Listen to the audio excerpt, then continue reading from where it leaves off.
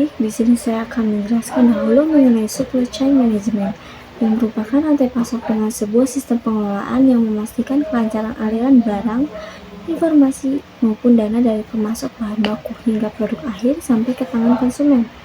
Yang dimana suatu perusahaan tersebut itu dikatakan berhasil ketika perusahaan tersebut dapat menghubungkan seluruh internal maupun eksternal dalam satu rantai yang disebut dengan supply chain.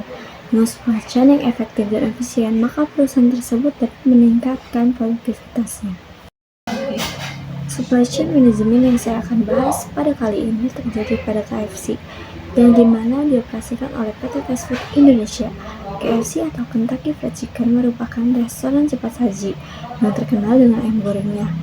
Didirikan oleh Kolonel Harlan Sanders pada tahun 1930-an, KFC telah berkembang menjadi salah satu merek makanan cepat saji terbesar di dunia. KFC memiliki ribuan cabang di lebih dari 150 negara.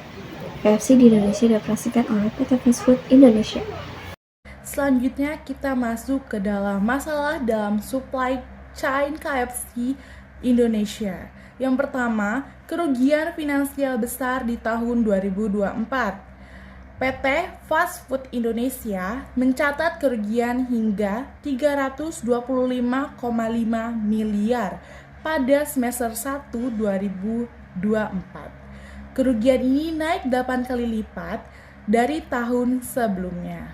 Yang kedua, ada efisiensi operasional rendah di beberapa lokasi, yaitu adanya gerai yang tidak menguntungkan atau tidak efisien dalam operasionalnya.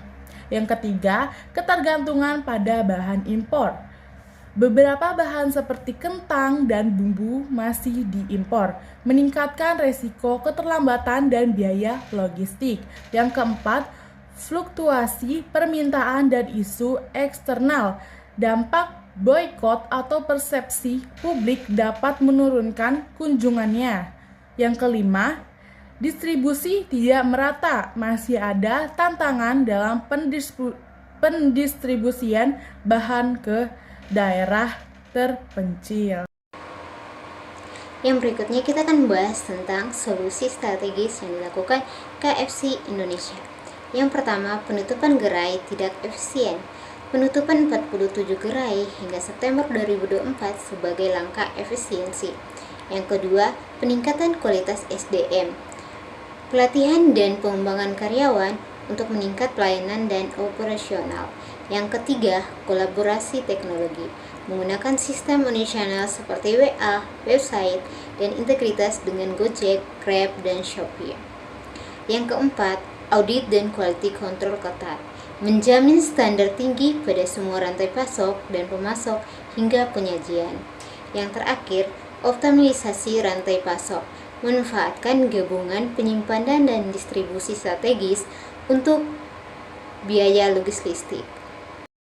Baik, dengan materi yang kita bahas tadi, jadi kesimpulannya adalah KFC Indonesia memiliki rantai pasok yang kompleks dan terintegrasi dengan fokus pada kualitas, kecepatan, dan efisiensi. Meski menghadapi tantangan seperti kerugian dan fluktuasi pasar, KFC merespon dengan efisien operasional, penguatan sistem digital, dan pengendalian mutu yang ketat. Keberhasilan jangka panjang sangat bergantung pada adaptasi teknologi dan ketahanan rantai pasok.